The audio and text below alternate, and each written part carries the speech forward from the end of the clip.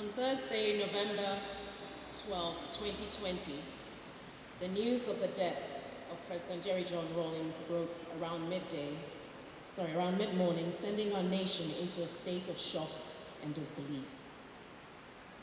As the news spread, the reality of the loss dawned not only on us, but as a family, but also on the millions of people across the world who loved and admired him for his convictions, which he stoutly defended till his last day. It has been a difficult 12 months, having to live with the knowledge that he's not with us anymore physically.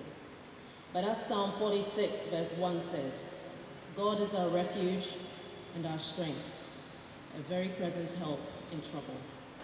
Every day brings new memories of who he was, larger than life, but still a simple personality with so much warmth and compassion.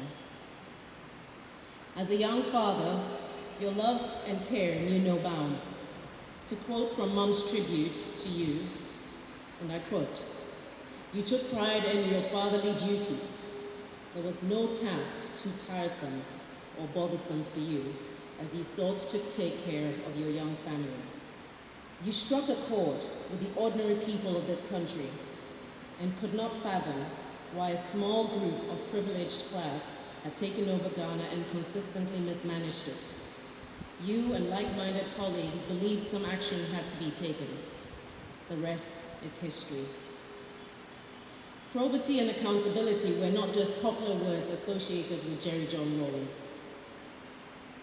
You did everything you could when you were leader of this country to live with the ideal and to convince all Ghanaians to follow suit. The journey of combating corruption has been a complex journey for Ghana, but while you lived, you never stopped championing that cause. We're still far from where you wanted your beloved Ghana to be, but your ideals and what you stood for will continue to haunt those who choose to cut corners and achieve undeserved riches at the expense of their people. And this applied to both politicians and non-politicians alike. Your environmental credentials always preceded whatever you did.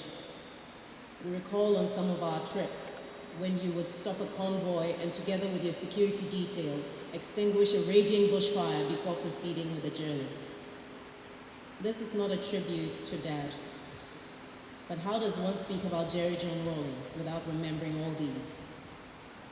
Your loss was a loss for the whole country, and the pain one felt was by most Ghanaians. Nevertheless, we take this opportunity to thank all well-meaning Ghanaians for the outpouring of love and support when we lost our dear husband, father, grandfather, and friend.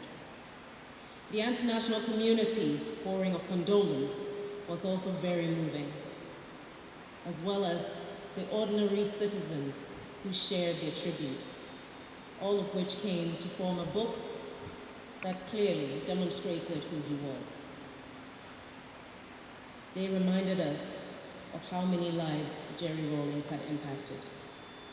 It was indeed touching that many from across the length and breadth of Ghana expressed their sympathies and offered us a shoulder to lean on. In you, we sought and continue to seek our consolation. As many of you join us here today, we join you in sending our love to the belated President JJ Rawlings. May his dear soul rest in eternal peace. And we end with the beautiful lyrics of the song just ministered to us by Harmonious Chorale. Tell me, what does it look like in heaven? Is it peaceful? Is it free like they say? Does the sun shine bright forever? Have your fears and your pain gone away? Because here on earth, it feels like everything good is missing since you left. And everything is different. There's an emptiness. Your Excellency, Dr. Bawumia, Vice President of the Republic of Ghana, former President John Dramani Mahama, members of the Council of State, the Chief of Staff, Ministers of State, members of Parliament, traditional leaders, religious leaders, and members of the clergy, the National Democratic Congress, political leaders, members of the Diplomatic Corps, service chiefs, cadres, friends, sympathizers, ladies and gentlemen. It is a special honor to stand before you to express the sincerest gratitude of the Advocate, JJ Rawlings, and allied families for your presence and support here today. The loss of our dearest father, husband, and leader has been tough on us all as a family, and 1 year on, the pain remains immeasurable.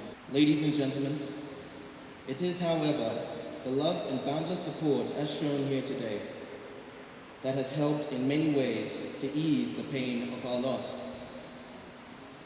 While we express our sincere gratitude to everyone here today, we would like to give a special thanks to His Excellency, the Vice President, the Chief of Staff, members of the Council of State, the Honorable Ministers, the Service Chiefs, traditional leaders, diplomatic corps, religious leaders, and all those who have helped today for your presence.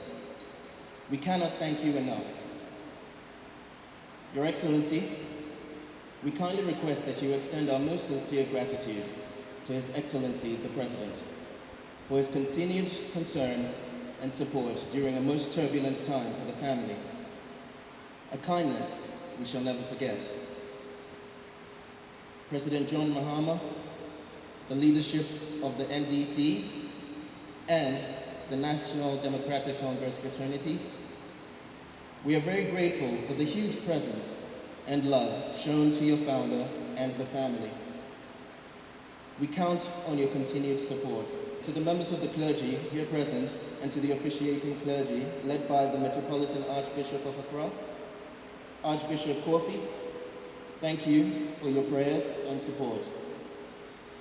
We would like to acknowledge the significant support of the Reverend Father Clement Wilson, Administrator of the Holy Spirit Cathedral, for his patience and cooperation throughout the organization of today's ceremony. Father Clement, we are very grateful. Excellencies, ladies and gentlemen, this is by no means an exhaustive list of whom we wish to thank here today. Nevertheless, we are and remain grateful to all local and international friends, the military, the police, the media. We would also like to take this moment to commiserate with the countless families that have been bereaved during this most tragic period in recent human history. There are truly no words that can take away the sorrow, but with time comes healing, and with healing comes joyful reflection. To quote the Indian poet Rabindranath Tagore, faith is the bird that feels the light when the dawn is still dark. And so, dear friends, dear family, let us have faith that our loved ones are in a better place, dancing with the angels as they watch over us and guide our every step. God bless you all, and we thank you.